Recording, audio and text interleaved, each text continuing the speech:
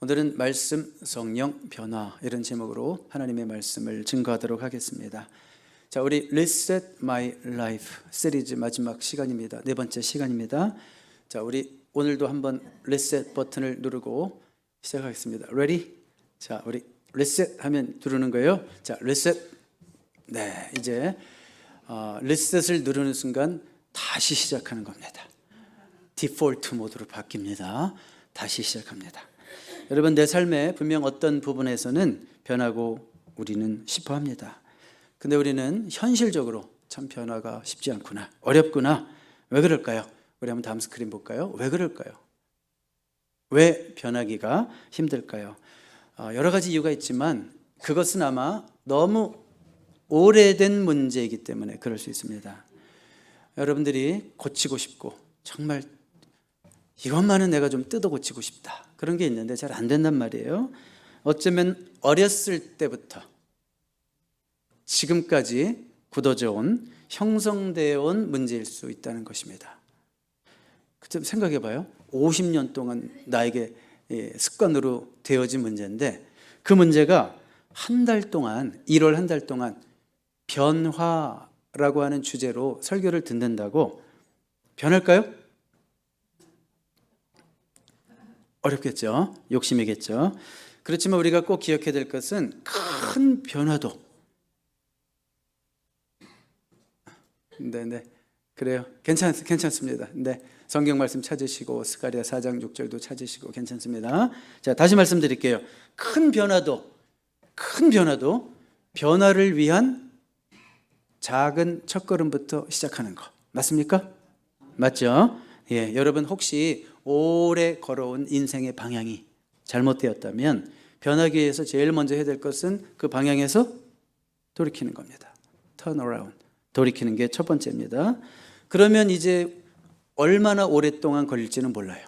여러분들이 정말 하나님이 원하시는 대로, 또 여러분들이 원하시는 만큼 그 변화가 얼마나 오래 걸릴지는 모르지만 돌아서면 시작하는 거예요.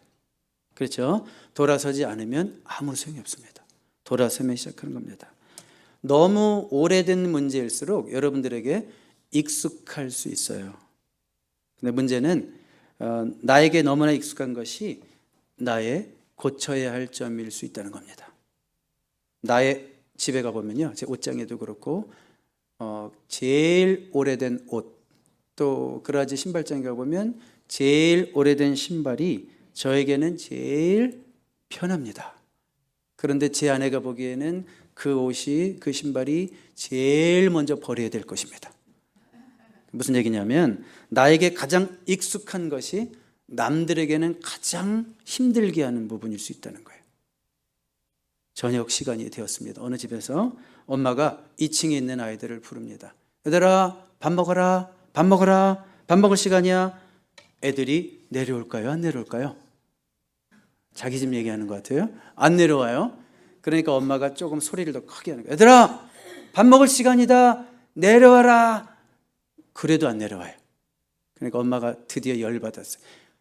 내려와, 애들아! 막 성질을, 막 얼굴이 빨개지면서, 그렇죠? Get down! 막 이러면서 It's time to eat! 막 영어를 또 써가면서 애들이 영어로 하지 알아들을까 봐 막 소리를 질러서 화를 냈어요. 그러자 내려왔어요. 엄마가 그때 뭘 깨달았냐면, 열받고 화내고 소리 질러야지 먹히는구나.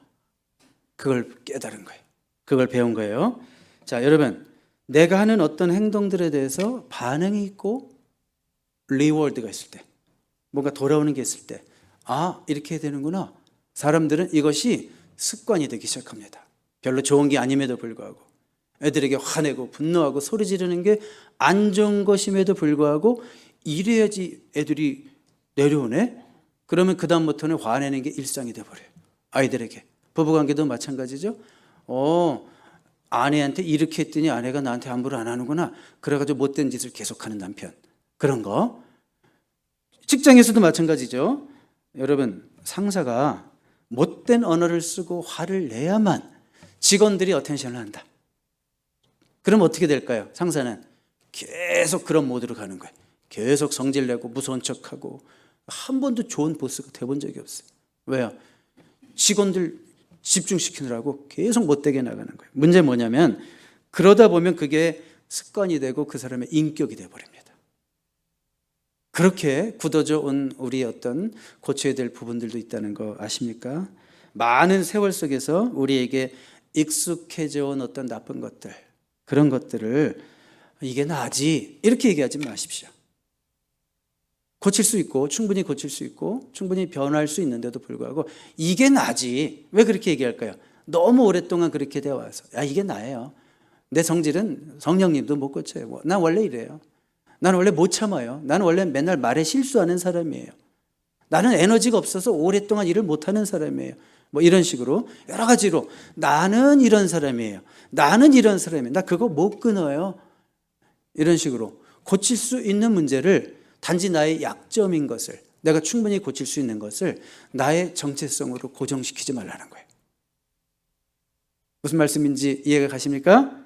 예, 다시 한번 말씀드릴까요? 고칠 수 있고 개선될 수 있는 나의 습관, 나의 약점을 나의 정체성, 아이덴티티, 나의 정체성으로 연결시키지 말라고요. 그건 내가 아니에요. 내가 하지 말아야 되는 것을 하고 있는 것 뿐이지 그건 내가 아니에요. 성경은 뭐라고 그래요? 당신은 변할 수 있다 없다. 한번 읽어보세요. 성경에서 너는 절대 못 변해 이렇게 말하고 있나? 성경은 우리가 변할 수 있다 그렇게 말씀하십니다. 어떤 영역이든지 여러분들이 평생 붙들고 싸워온 그 부분일지라도 성경은 너는 변할 수 있다라고 말씀하십니다. 반면에 사탄은 뭐라고 그래요? 너는 변할 수 없다. 어떻게 알아? 해봤잖아. 얼마나 네가 살 빼겠다고 결심했어. 해봤잖아. 한 번이라도 된 적 있어? 평생 그거 한 번 된 거 가지고 아직 못하고 있잖아. 또 못하고 있잖아. 맨날 그거 타령하잖아. 20년 전에 한 번 된 거. 못하고 있잖아. 이거 누가 하는 얘기야? 넌 변할 수 없다라고 하는 거. 그런 사탄이 하는 말에 귀를 기울이시지 마십시오. 여러분, 근데 사탄의 말이 맞아요, 틀려요? 너 못했잖아. 너 실패했잖아. 그 말이 맞아요, 틀려요? 맞죠? 맞지만 또 결심이 무너졌지만 결심이 또 무너졌다는 것이 내가 변할 수 없다라는 뜻은 아닙니다. 우리 인생은 어차피 계속 실패하고 또 실패하고 넘어지면서 가는 것이 우리 인생길입니다. 그렇지만 중요한 것은 뭐예요? 제가 다시 말씀드릴게요. 다음 스크린 볼까요? 중요한 것은 방향이 바뀌었는가입니다. 방향이 바뀌었으면 이쪽으로 가다가 방향이 바뀌어서 넘어졌으면 방향이 바뀌어서 넘어진 거예요. 넘어지는 순간 다시 방향이 바뀌는 게 아니라 방향이 오른쪽으로 바뀌었으면 넘어져도 그 방향으로 가다가 넘어진 거예요. 그래서 그 자리에서 다시 뻘떡 일어나면 어디로 가요? 거꾸로 가요? 다시 이쪽으로 가요? 이쪽으로 가는 거예요. 너무너무 중요한 얘기를 하고 있어요. 제가 여러분들에게 인생의 리셋 버튼을 누르자고 한 달 동안 강조를 했습니다. 자, 인생 리셋 버튼 한번 누르면 마법처럼 내 인생이 확 바뀌는 게 아니라 리셋 버튼을 누르면 내 인생의 방향이 바뀐다 그런 뜻이에요. 내가 그동안 뭐 이렇게 잘못 살아왔어요. 이 길로 갔어요. 그러다 결국은 실패의 열매들을 지금 안고 있어요. 그러면 나는 이제 리셋 버튼을 누르는 거예요. 인생의 방향을 바꿔서 옳은 방향으로 방향을 설정한 거예요. 그래서 리셋 버튼을 누른 것은 단지 시작에 불과한 것이고 방향을 전환한 것입니다. 그렇지만 제가 하나 여러분들에게 개런티 할게요. 여러분들은 또 넘어질 것입니다. 또 주저앉을 것입니다. 또 못해 먹겠네 이런 얘기 나올 것입니다. 아, 예수 믿는 거 너무 힘들다. 잘 안 변한다. 주일에 말씀 듣고 뭔가 마음이 뜨거웠는데 또 주중에 또 내 아내한테 하는 꼬라지 보니까 나는 안 변하나 보다. 또 이런 절망을 할 겁니다. 할 겁니다. 그렇지만 기억하세요. 넘어질지라도 우리는 방향을 전환해서 넘어졌기 때문에 다시 일어나면 되는 거예요. 다시 일어나서 거기서 시작하면 되는 거예요. 후퇴했다고 생각하지 마세요. 후퇴한 게 아니라 그 자리예요. 다시 일어나서 가면 되는 겁니다. 그래서 제일 중요한 건 뭐냐면 방향 전환이 제일 중요한 거예요. 방향이 바뀌었는가?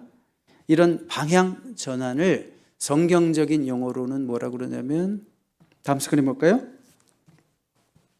인생의 방향 전환을 성경적인 용어로 회개라고도 하고 회심이라고도 하고 중생, 리버스, 리제너레이션이라고도 하고 그리스도와 연합됐다 이런 식으로 말하는 거예요.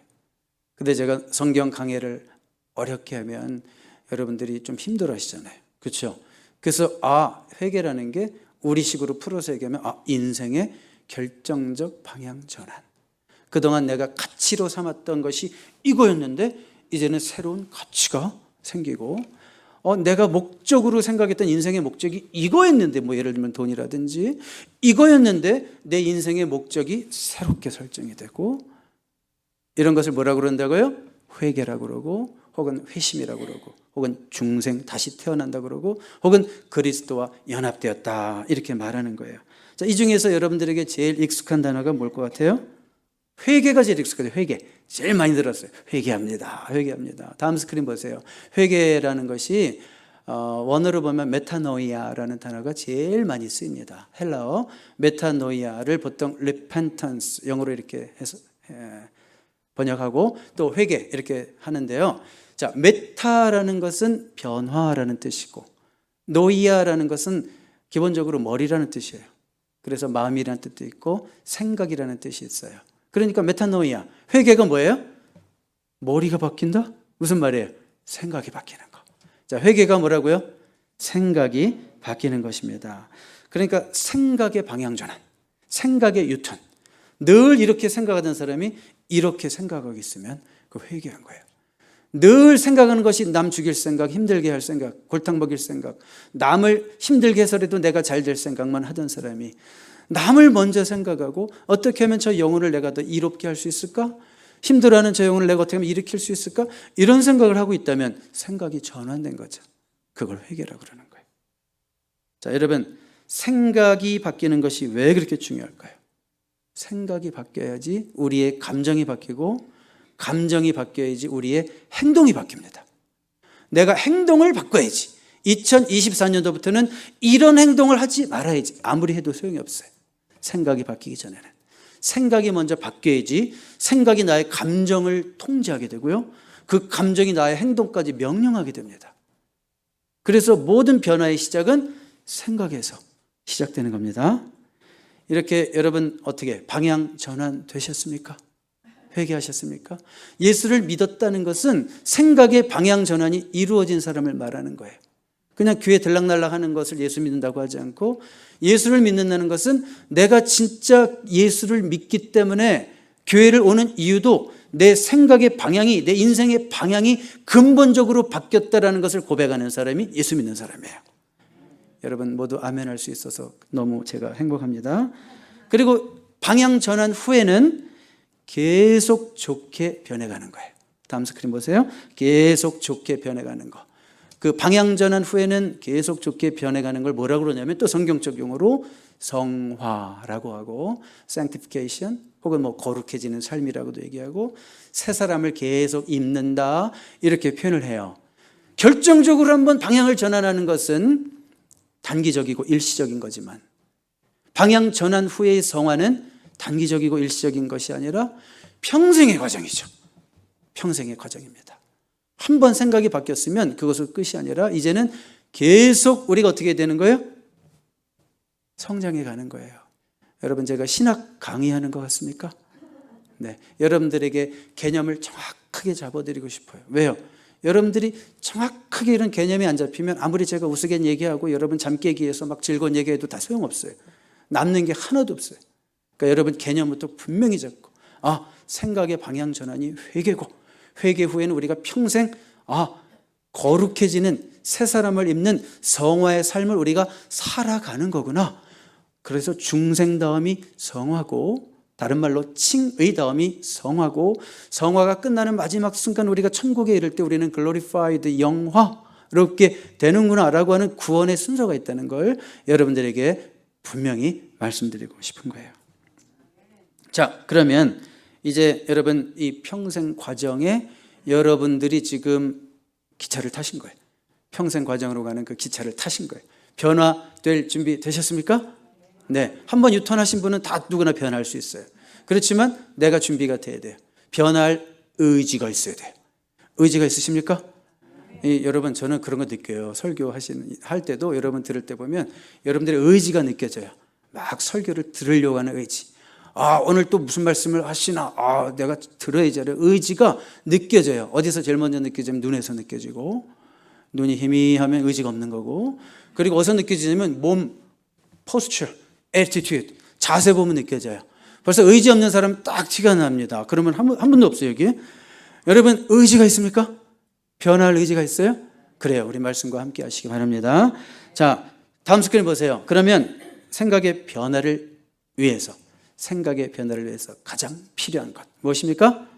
하나님의 말씀이죠. 하나님의 말씀. 너무 당연합니다.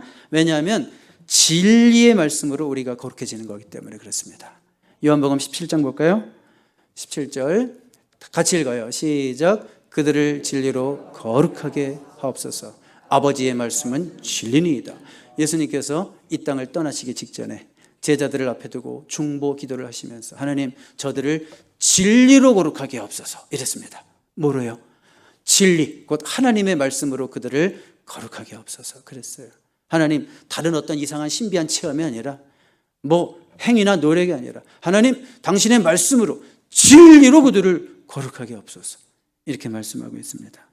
왜 이렇게 말씀하냐면 진리가, 하나님의 말씀이 우리를 변화시킬 수 있는 능력이 있기 때문에. 아멘입니까? 히브리서 4장 12절 읽어봐요. 그 말씀이 어떤 능력인지. 시작. 하나님의 말씀은 살아있고 활력이 있어 좌우의 날선 어떤 검보다도 예리하여 혼과 영과 및 관절과 골수를 찔러 쪼개기까지 하며 또 마음의 생각과 뜻을 판단하나니. 하나님의 말씀이 얼마나 힘 있는지 좌우의 날선검처럼 예리한데 우리의 영과 혼을 완전히 개조시킨다는 말씀이에요. 찔러 쪼개고 생각을 판단하고, 그리고 우리 영혼을, 우리 생각을 수술하신다는 말씀이에요. 이야, 우리의 생각이 수술받기가 진짜 쉽지 않던데요. 제가 28세 처음 미국에 유학가서 그 전까지 전도사라고 했지만 너무 세상적으로 살다가 신학대학원에 입학했는데 진짜 하나님의 말씀을만 가르치고 또 하나님이 저에게 고난을 주셔서 몸은 아프고, 그러니까 의지할 것이 성경밖에 없더라고요. 성경. 근데 제 영혼이 개조되는 걸 느꼈어요. 생각이. 그동안 28년 동안 살아왔던 세속에 물들고 목사 아들이라고 하지만 교회에서 전도사라고 하지만 세속적인 것에 영향을 받고 책을 읽어도 이상한 것만 읽고 그냥 해방 신학이니 그냥 자유주의 신학 이런 것만 잔뜩 읽어놔가지고 머리는 커졌는데 정말 오염된 내 정신 세계가 수술을 받더라고요. 3년 동안 말씀에만 온전히 집중하고 또 집중하고 또 집중하고, 고난이 나를 아무것도 못하게 해요. 하나님 말씀만 보게 해요. 3년 반 동안. 그러니까 내 정신세계가 수술이 되더라고요. 바로 이것을 저는 체험했어요. 하나님의 말씀은 진짜 활력이 있고 능력이 있고 검보다 예리해서 그 어떤 마음의 상태도 수술하고 변화시킬 수 있는 하나님의 능력임을 믿습니다. 자, 그러면 여러분, 중요한 것이 있어요. 이런 놀라운 능력의 말씀이 왜 나에게는 일어나지가 않을까? 왜 나는 이 말씀이 나에게 적용되지가 않을까? 그런 분들이 있어요. 왜 그럴까요? 한 가지밖에 없어요. 이유는 내가 이 말씀 앞에서 자꾸 도망가서 그래요. 직면하지 않아서 그래요. 분명히 히브리서 4장 12절 말씀은 하나님의 말씀은 우리를 변화시키고 우리의 생각을 개조시키고 그래서 우리의 삶을 정말 하나님이 원하시고 기뻐하시는 그런 좋은 삶으로 인도하시겠다는 그런 말씀인데, 문제는 우리가 이 말씀에 직면하지 않으면 우리의 있는 모습, 실체를 다 드러내는 게 말씀이거든요. 근데 드러나는 게 싫은 거예요. 내 실체가 보이는 게 싫은 거예요. 내 부끄러운 과거가 보이는 것도 싫은 거고 그냥 있는 모습 그대로 살고 싶은 거예요. 하나님의 말씀이 나의 실체를 드러내는 걸 싫어하는 거예요. 그러니까 페이싱 안 하는 거예요. 직면 안 하는 거예요. 그러면 이 말씀은 우리를 변화시키는 능력의 말씀이 될 수가 없습니다. 말씀이 내 모습을 적나라하게 드러내는 대로 인정하고 받아들이는 게 너무 중요한 거예요. 하나님의 말씀이 내가 그렇다면 예 그렇습니다라고 말할 수 있어야 돼요. 하나님의 말씀이 너는 죄인이야 라고 말하면 예 제가 죄인입니다 라고 인정할 수 있어야 돼요. 하나님의 말씀이 너는 이것이 문제야 라고 말하면 아니요 세상 사람들 다 그렇게 사는데요 이렇게 얘기하면 안 되고, 하나님의 말씀의 절대 권위 앞에서 예 하나님 말씀이 나를 드러내는 대로 내가 이런 사람인 것을 인정합니다.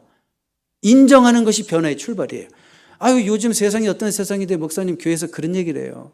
다른 교회 가봐요. 그런 설교 안 해요. 다 세상, 죄송합니다. 다른 교회 하는 거 아니고 그런 교회가 있을 수도 있다는 거죠.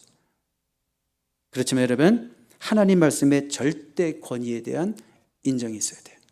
하나님 말씀이 나에 대해서 너는 죄인이야. 너는 그 부분에 대해서 잘못된 거야. 다 늘 그렇게 살아도 잘못된 거야. 라고 말씀하실 때, 예, 인정합니다. 억셉트합니다. 그럴 때 진정으로 변화가 일어나는 거예요. 아멘입니까? 요한복음 3장 11절 말씀을 한번 보겠는데 또 메시지 버전으로 읽겠습니다. 시작. 잘 들어라. 진리를 있는 그대로 일러주겠다. 그러나 너는 증거를 직면해서 받아들이기는커녕 이런저런 질문으로 꾸물거리고 있구나. 예수님이 니고데모 앞에서, 종교 지도자라고 하는 니고데모 앞에서 하늘의 진리를 가르쳐 주시려고 하니까, 거듭남의 도리를 가르쳐 주시려고 하니까 진리를 있는 그대로 일러주겠다 이렇게 말씀을 하시니까 계속 핑계대고 뭐 사람이 어떻게 엄마 뱃속에 다시 들어가요 뭐 어쩌고 쭝얼쭝얼 대면서 계속 말이 많은 거예요. 그때 예수님이 너는 증거를 직면해서 받아들이기는커녕 이런저런 질문으로 꾸물거리고 있구나. 여러분, 변하고 싶지만 변하지 않는 이유가 있다면 우리가 말씀 앞에 서지 않아서 그런 거예요. 뺀질뺀질하게, 예수 믿는 사람이 정말 듣지 말아야 될 얘기 가운데 하나인데, 뺀질뺀질하게 온갖 질문과 핑계를 대면서 그 말씀이 내 삶 가운데 들어오기를 거부하는 거예요. 이런저런 교묘한 질문으로 똑똑한 척까지 해가면서 이런저런 질문으로 다 세상이 그런데 우리만 너무 지나친 거 아니에요.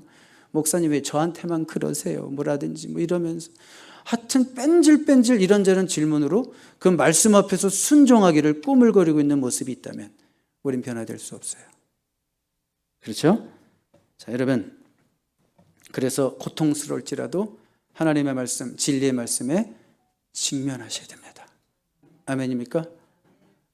왜 여릇한 미소를 지으십니까? 내 얘기한다고 느끼시는 거예요? 네. 자, 자주 직면하시기 바랍니다. 하나님 말씀 앞에 뭐라고 그랬어요? 자주 직면하셔야 됩니다. 일주일에 말씀 한 번 듣는 것으로 내 삶이 변할 수 있다고 생각하십니까?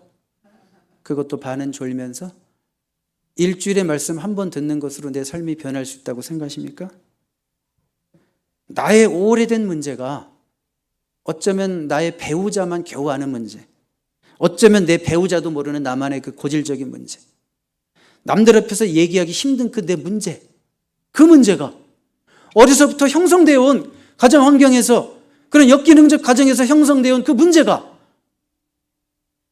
일주일에 설교 한 번 듣는다고 변화될 수 있다고 생각하십니까? 아니죠. 굉장히 부담스럽지 않습니까? 여러분, 이런 설교가 혹시 내 삶을 알고 들여다보시고 이런 얘기를 하시나? 전혀 그런 거 없습니다. 자, 이런 문제가 주일에 설교 한 번 듣는다고 변할까요? 그럴 리가 없어요. 그럴 리가 없습니다. 그러면 제가 좀 질문이 생겼거든요, 여러분. 그럼 우리가 뭐하러 교회 와서 주일에 설교 듣습니까? 설교는 왜 듣는 거예요? 이런 질문 안 생겨요? 한 번으로 변하지도 않을 건데 어차피 설교는 왜 들어요? 이런 질문을 혹시 여러분들이 하신다면 저는 이렇게 말씀드리고 싶어요. 자극받으라고 설교하는 거예요. 도전받으라고 설교하는 거예요. 무슨 말씀인지 아시겠습니까? 설교는 설교 한 번으로 여러분들에게 모든 걸 가르칠 수도 없고, 제가 그럴 능력도 없고 그럴 자격도 없고, 그렇지만 설교자의 사명은 뭐예요? 여러분들을 자극해서 내가 이렇게 살면 안 되지? 내가 날마다 하나님의 말씀 가운데 살아야지라고 하는 결단을 하기 원하는 거예요. 전하는 저도 마찬가지예요. 나도 이렇게 전할 수 있기 위해서는 날마다 말씀 가운데, 나도 말씀 가운데 접촉하며 말씀에 부딪히며 살아야지라고 하는 결단의 심정으로 저도 전하는 거고, 여러분들이 그런 결단을 하기를 바라는 마음으로 자극하고 싶어서, 도전하고 싶어서 설교하는 거예요.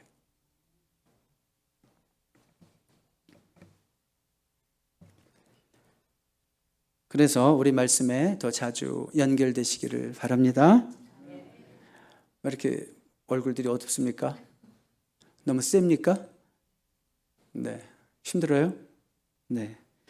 자, 그 말씀이 나의 현재적 상태를 보여주는 대로 직면하시라는 거예요. 여러분, 절대로 치유받지 못합니다. 직면하지 않으면.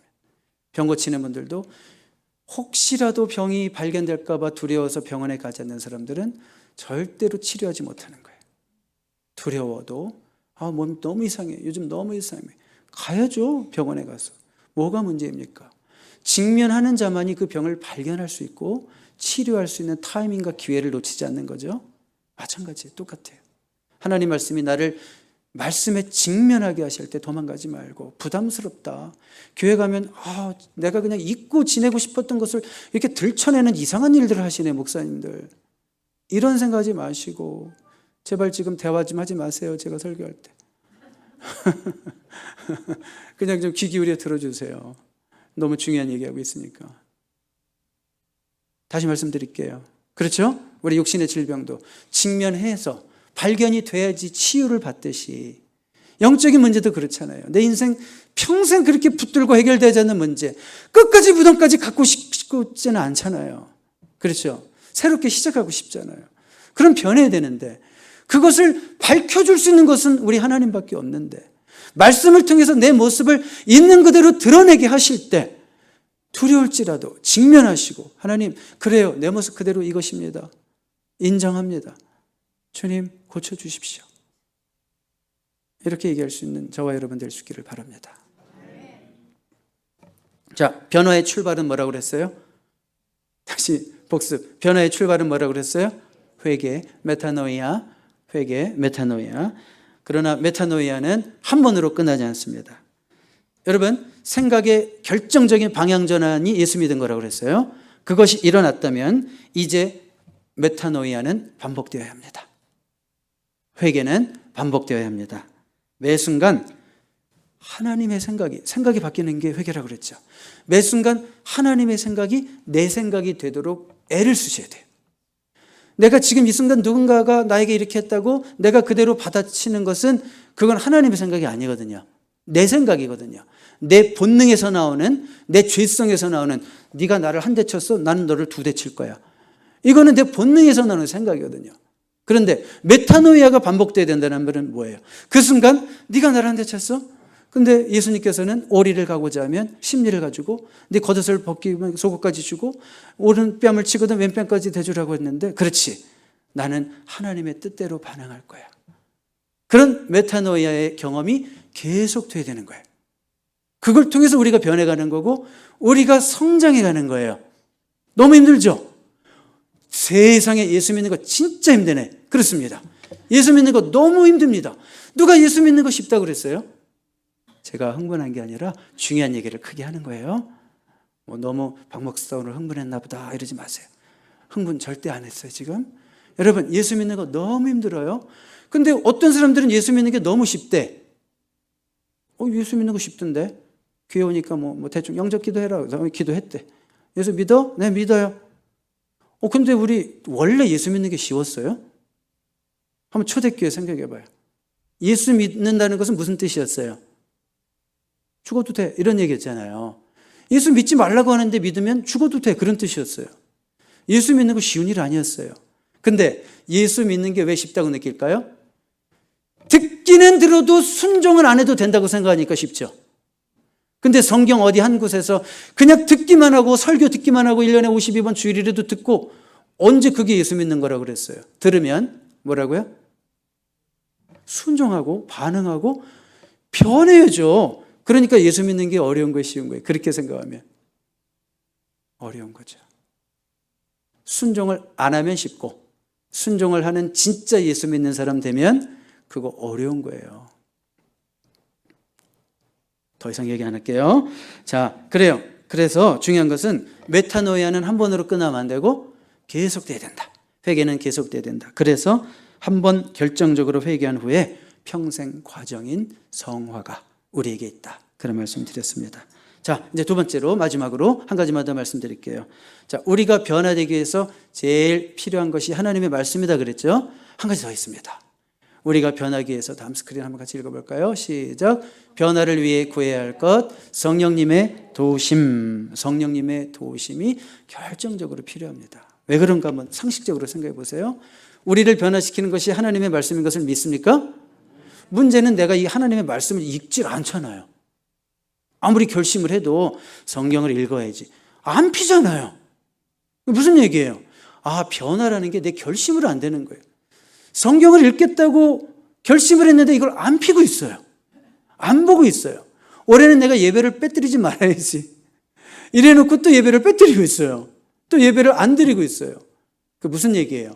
변화는 내 힘으로, 내 결심으로 되는 게 아니라는 거예요. 그래서 어떤 외부의 힘이 필요한 거죠. 나를 움직이는 힘이 필요한 거죠. 나를 이끌고 가시는 힘이 필요한 거죠. 그분이 누구십니까? 성령님이시라는 거예요. 그래서 우리는 날마다 성령님의 도우심을 구할 수밖에 없는 거예요. 고집쟁이가 쉽게 관대해지지 않고, 편견이 많은 사람이 갑자기 균형적 사고를 하지 않고요. 마음에 미움이 가득한 사람이 갑자기 사랑으로 충만해지지 않고, 늘 걱정으로 충만한 사람이 갑자기 마음의 평안으로 충만해지지 않고, 성경을 평생 안 읽던 사람이 갑자기 성경 읽지 않고, 그래서 우리의 이 의지력이라는 게 너무 약해서, 우리의 오일 파워는 너무 약해서 우리는 누구의 도우심이 필요합니까? 성령님의 도우심이 필요합니다. 그래서 스가랴 4장 6절을 읽은 거예요. 다시 읽어봐요. 스가랴 4장 6절. 시작. 만군의 여호와께서 말씀하시되 이는 힘으로 되지 아니하며 능력으로 되지 아니하며 오직 나의 영으로 되느니라.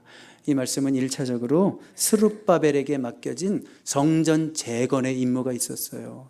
70년 만에 포로에서 돌아와서 성전 재건을 해야 되는데, 온 백성을 위한 성전 재건을 하는데, 스룹바벨아 네가 해. 얼마나 부담이 되는지, 마음이 무겁고, 이래도 안 될 것 같고 저래도 안 될 것 같고 계획을 해도 안 될 것 같고 두려울 때 하나님이 천사를 통해서 스룹바벨에게 만군의 여호와께서 말씀하시되 이는 힘으로 되지 아니하며 알아 네 힘으로 되지 않고 네 능력으로 되지 않지만 나의 영으로 되느니라, 성령의 도우심으로 되느니라, 이런 말씀이거든요. 이것을 우리가 조금 더 확장해서 적용한다면 우리의 삶을 변화시키는 능력도 나의 힘에 있지 않고 나의 능력에 있지 않고 오직 누구에게 있다? 성령께 있다. 그런 말씀인 줄로 믿습니다. 굉장히 중요한 말씀 우리 한번 같이 읽어보겠는데요. 다음 스크린 보세요. 시작. 성화에 있어서 주도권이 나에게 있지 않고 성령님께 있습니다. 저는요 이번 한 주간 동안 이 말에 제일 큰 은혜를 받았어요. 성화에 있어서 주도권이 나에게 있지 않고 성령님께 있습니다. 이 말에 얼마나 위로를 받았는지 몰라요. 왜 위로를 받았을까요? 자, 여러분 다시 한번 말씀드릴게요. 우리 생각의 결정적 방향 전환, 회개라고 그랬어요. 근데 그 회개는 하나님의 은혜로 되는 거잖아요. 하나님의 강권적인 힘으로, 은혜로 되는 거잖아요. 그럼 우리가 은혜로 구원받았으니까, 이제 은혜로 구원받았으니까 앞으로는 내가 거룩한 삶을 살고 봉사하고 하는 것은 다 이제 내 힘으로 하는 건가요? 이런 오해가 있어요. 어떤 성도들에게는. 하나님이 은혜로 구원해 주셨으니까 이제는 제가 제 힘으로 할게요. 성화는 내 힘으로 이루어 갈게요. 이런 오해가 있어요. 아닙니다. 예수 믿고 은혜로 구원받은 이후에도 우리가 계속 성장하고 믿음이 자라가고 거룩해지고 하는 모든 일에 있어서도 성화에 있어서 주도권이 누구에게 있다고요? 성령님께 있다고요. 너무 위로가 되는 거예요. 왜 위로가 돼요? 내 힘으로 해보려다가 또 쓰러지거든요. 내 힘으로 해보려다 또 쓰러져. 이렇게 여러분 앞에 담대하게 전하고 있지만 박 목사도 또 쓰러져. 그러면 하나님 어찌 이 모양입니까? 그러니까 너무 절망이 되잖아요. 그렇지만 성경이 가르쳐주는 건 뭐예요? 왜 그래? 네 힘으로 하는 거야? 네 힘으로 하는 거 아니잖아. 내가 하는 거잖아. 내가 할 거야. 걱정하지 마. 네 스스로 또 후퇴하고 있다고 느끼지 마. 내가 같이 할 거야. 이렇게 말씀하시는 주님의 음성이 들려오는 거예요. 그래서 위로가 되는 겁니다. 여러분 어때요? 제가 신년 첫 주부터 올해는 아주 야무지게 결심하고 리셋 버튼을 누르면서 변할 수 있습니다. 훈련해야 됩니다. 결심해야 됩니다. 그래서 열심히 따라하신 분도 있고 냉장고에 붙여놓고 주님 내 안에 새해를 행하여 주시옵소서. 그래놓고 다음 날부터 또 죄짓고 이러면 얼마나 절망을 해요 우리가. 하나님 또 안 되잖아요. 또 안 되잖아요. 근데 왜 자꾸 하나님 왜 희망 고문하세요? 되지도 않는 거 왜 하라 그러세요? 이런 생각이 안 들어요? 저만 들어요? 왜 이렇게 너무 거룩한 척하고 앉아 계세요? 안 되잖아요. 그렇지만 그래도 절망하지 말라는 거예요. 왜? 내가 하는 게 아니라 누가 하시는 거예요? 성화에 있어서도 주도권은 나에게 있는 것이라 아니라 하나님이 하시는 거고 성령님이 하시는 거기 때문에 결국은 여러분들을 그리스도의 장성한 분량에까지 하나님이 계획하신 바 그 목적의 자리까지 이끌어 가실 분이 성령님이기 때문에 내가 비록 넘어질지라도 나는 절망하지 않을 거야. 왜? 하나님이 하시니까.